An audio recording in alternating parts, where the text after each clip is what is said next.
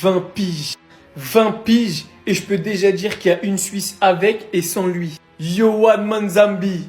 En moins de 90 minutes au mondial, c'est 3 buts et une passe D. C'est le jeune de moins de 21 ans le plus décisif dans tout le tournoi, le meilleur buteur des moins de 21. Et aujourd'hui, il est venu offrir la qualif avec un but et une passe D. La première place du groupe, qui au passage d'ailleurs pour les Algériens, vous l'avez compris, si on réussit à aller chercher cette 3e place qu'on désire tant pour éviter l'Espagne, ça sera pour affronter la Suisse. Double MVP.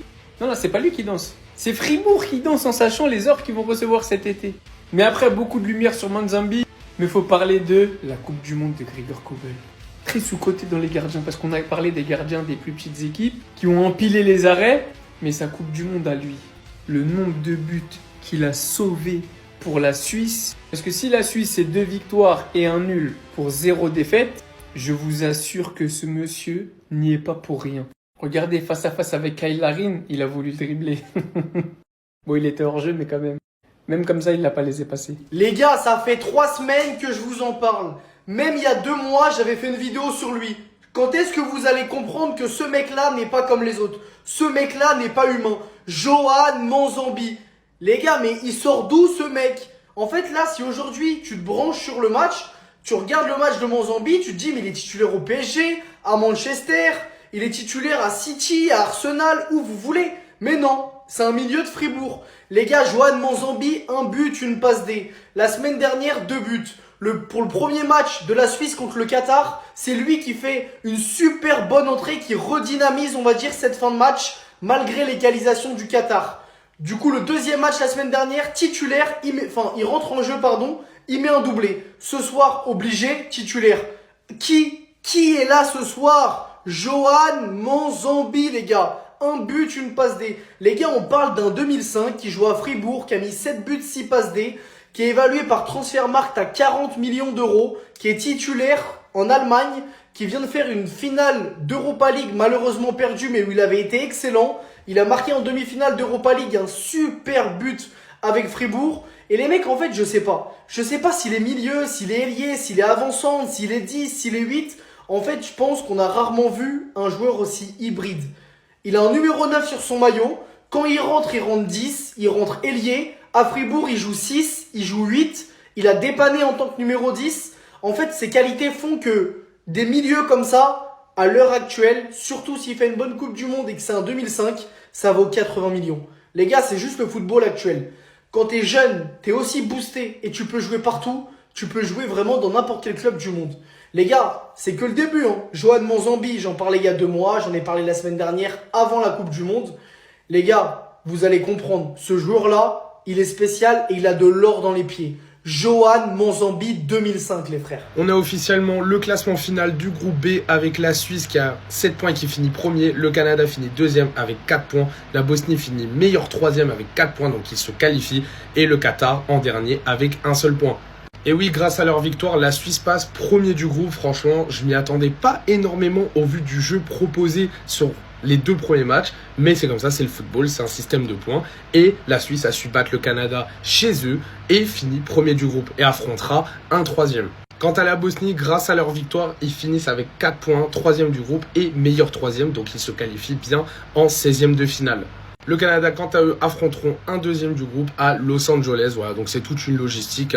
Je sais pas comment vraiment ça s'organise, mais en tout cas, le Canada affrontera un 2e. Il me semble c'est le Mexique ou un autre 2e. Non, les gars, je sais plus franchement en termes de logistique, mais ils affronteront bien un 2e d'un autre groupe. Pour ce qui est de la Suisse, ils affronteront normalement la Corée du Sud qui va probablement finir 2e du groupe A, donc du groupe du Mexique. Ah ouais, mais les gars, j'avais prévenu en fait. Je vous avais dit que ce mec n'avait rien à faire sur le banc de la Suisse. Après avoir déjà mis un doublé face à la Bosnie, il réitère passe décisive pour Ruben Vargas. Parce que oui, il fallait la faire la passe. Pareil, ce mec-là, 2 buts, une passe D depuis le début de la compétition. Manzambi qui, tu lui parles de passe décisive, il va te parler de but. 3e but dans la compétition pour lui, très très bien servi par Mbolo qui fait tout le travail. Ensuite lui, il vient placer cette frappe croisée. Juste y avoir la réduction du score par l'attaquant de l'Union Saint-Gilloise, Promise David. Il va laisser de l'espoir aux Canadiens dans cette fin de match, qui après de multiples tentatives dangereuses n'arriveront pas à égaliser face à la Suisse. C'est donc sur ce score de 2-1 que la Suisse prend la tête du groupe B. La Suisse affrontera un meilleur troisième, tandis que le Canada jouera contre le premier du groupe A, c'est-à-dire très certainement le Mexique. Cet homme, Nathan Saliba, vient de nous offrir le plus bel enchaînement de cette Coupe du Monde 2026. J'arrive pas encore à retrouver l'image, les gars, peut-être c'est trop récent. Mais juste avant cette passe exceptionnelle, qui plus est en hauteur, pour aller trouver David Promise qui venait de rentrer, le contrôle qu'il effectue juste avant. On parle d'un ballon qui arrive sur 40 mètres. Le contrôle qu'il fait pour enrhumer le défenseur. Regardez avec le contrôle où se retrouve le défenseur suisse. Tellement le contrôle lui reste dans les pattes. Et ensuite, il enchaîne. Contrôle, la balle ne touche pas le sol. Contrôle pied droit, pied gauche, la passe pour aller trouver directement David Promise. Un but qui a permis au Canada de réduire la marque. Malheureusement, le Canada n'aura pas finalement réussi à s'imposer contre la Suisse. Et c'est un résultat évidemment décevant pour les Canadiens puisque s'ils terminaient premiers, ils jouaient le 16e de finale et le 8e de finale dans leur pays. En finissant deuxième, ce sera malheureusement pas le cas. Mais au moins, tout le stade aura pu voir, ce beau stade de Vancouver, sa pépite Nathan Saliba réaliser le plus bel enchaînement du tournoi. Bah voilà, quand Manzambi il est titulaire, la Suisse, c'est une putain d'équipe. Et voilà, Murat Yakin, ce gros débile, il l'a enfin compris, les frères. Et aujourd'hui, quelle victoire de la Suisse. Franchement, si Mbolo n'est pas un bicraveur d'occasion, franchement, c'est 5 ou 6-1 normalement. Franchement, on a assisté à un bon match entre deux équipes, franchement, qui se valaient franchement au niveau du niveau, quoi. C'est une phrase très française, ça s'entend. Mais les deux équipes, ça se valait de fou. Et honnêtement, le Canada aurait pu gagner ce match s'ils avaient peut-être plus d'envie, plus de qualité technique. Mais franchement, la Suisse, elle a été complètement au-dessus. Et honnêtement, c'est totalement mérité cette victoire. Dans l'autre match de ce groupe, la Bosnie a battu le Qatar 3-1. Et bon, pour le moment, la Suisse est assurée d'être première. Voilà, de toute façon, c'est la fin des matchs. J'ai envie de vous dire, elle peut que être assurée. Le Canada est deuxième et la Bosnie pourra peut-être se qualifier dans les meilleurs troisièmes normalement avec 4 points et moins un but. Normalement, ça devrait le faire. Et le Qatar, encore une fois, éliminé de la Coupe du Monde. Mais bon, cette fois-ci, au moins, ils auront fait l'exploit de prendre un point face au Canada. Non, c'est face à la Suisse, pardon. Mais voilà, au moins ce groupe B, il est scellé. Actuellement, la révélation de ce mondial 2026, c'est lui et personne d'autre. Nous, on connaît déjà parce qu'il a l'habitude d'être méchant à chaque fois qu'il affronte le Bayern. Cette saison, c'est pas moins de 2 buts en 2 matchs contre nous. Mais aujourd'hui, ça va bien au-delà de ça parce que Johan Manzambi est clairement en train de se faire connaître aux yeux du monde. Avec pas moins de 4 goal assists en seulement 3 matchs. Sauf que le truc, c'est qu'il a démarré la compétition sur le banc. Et sa place de titulaire, il est parti la prendre de force. Parce qu'après sa rentrée fulgurante face à la Bosnie, où il va mettre un doublé, aujourd'hui, il est titulaire et il est impliqué sur les 2 buts de la Suisse. La Suisse gagne 2-1, passeur sur le premier but pour Vargas, encore une fois. Et sur le deuxième, servi par Mbolo, qui a fait un gros travail dos au jeu, il va finir.